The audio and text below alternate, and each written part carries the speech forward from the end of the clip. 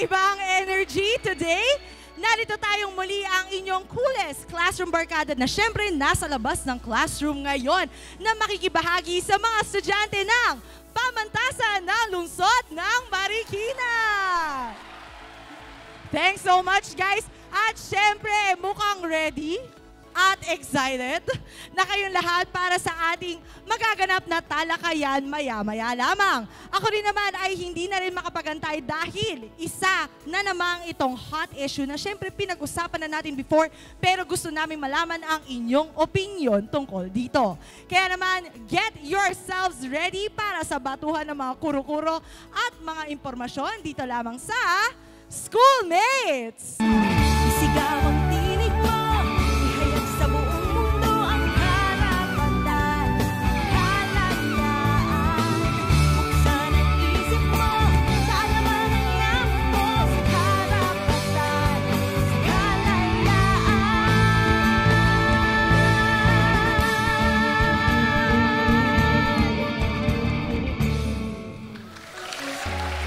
There has been a long discussion and still an ongoing debate sa ating issue ngayong araw na ito. Nitong buwan lamang ng Pebrero ay inaprubahan ng Committee on Dangerous Drugs at Committee on Health ang isang proposed bill aiming to legalize the use of cannabis for medicinal purposes. Guys ha, medicinal purposes.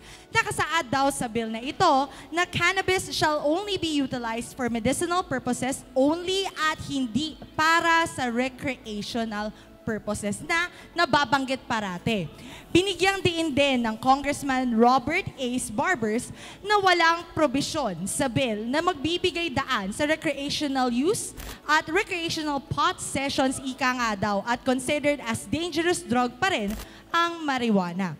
Ngunit ayon sa Philippine Medical Association, ang paggamit ng cannabis for unproven medical indication ay nakakasama. Ayon sa grupo, ang pag-legalize ng cannabis ay maaaring magbigay ng maling mensahe, lalo na daw sa ating mga kabataan na ito ay kinokonsiderang safe substance ng ating gobyerno. So, sa tingin nyo ba, schoolmates, dapat ba or hindi dapat ma-legalize ang paggamit ng medicinal cannabis sa ating bansa? At ngayon naman, maririnig natin at syempre, habang nag-iisip kayo tungkol sa ating topic ngayon, ay kikilalanin naman natin ang unang grupong naniniwalang dapat ma-legalize ang medical cannabis. Narito sina Jerome, Jade, and Denise. Pabor po kami sa legalization of marijuana for medical use sa ating bansa dahil alam naman natin na napakadaming health benefits nito lalo na sa medisina. At ito na rin siguro ang time para sa atin to progress in medicine dahil tayo ay napag-iiwanan na ng iba't ibang karatig bansa dahil iniisip natin na ang cannabis ay para lamang sa mga adik at hindi para sa magandang naidudulot neto sa ating bansa. Alright, maraming salamat, Jerome. At syempre, narito rin ang ikalawang grupo na sumasalungat sa legalization of medical cannabis. At para rito, let's all welcome Danica, Kurt, and Leslie. Hindi ako pabor sa pagli-legalize ng marijuana or cannabis for medical uses sa ating country because of the three main reasons. Unang-una yung bad effects for cannabis and yung lack of scientific evidence dito. Kagaya na lamang ng sinabi ni Dr. Tony Liachon na mas marami pang bad effects ang naidudulot ng cannabis sa ating pangangatawan at ating kaisipan.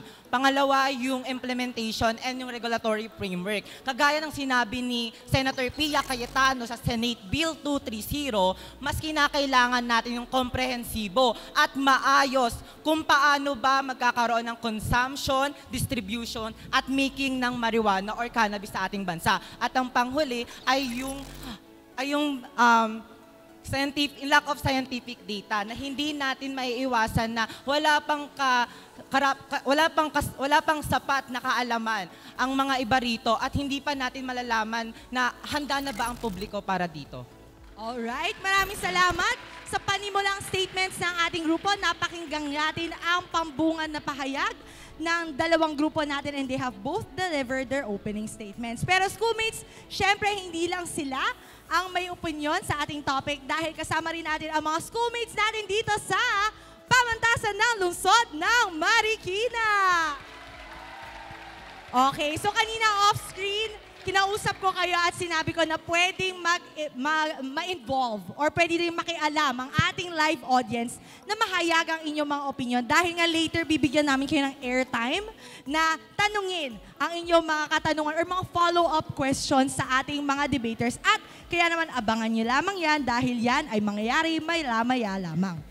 Maaari rin po kayo makisali sa ating diskusyon ng mga netizens naman natin, both on social media natin sa @schoolmates, both on Twitter, on Instagram, and on Facebook. At syempre magpadala lamang po kayo ng inyong mga komento, lalo na sa comment section ng topic na ito.